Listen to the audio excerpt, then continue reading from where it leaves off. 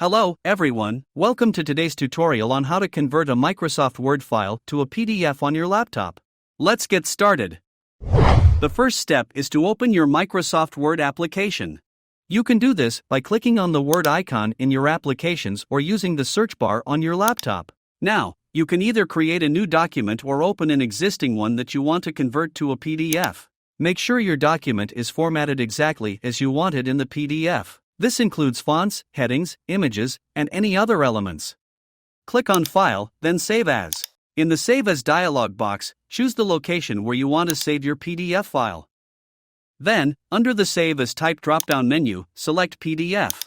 If you want to adjust the PDF options, you can click on Options to customize things like page range, quality, and security settings. Once you've made your selections, click Save to save your Word document as a PDF.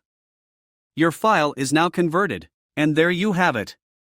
You've successfully converted a Microsoft Word file to a PDF on your laptop. If you found this video helpful, don't forget to subscribe our channel.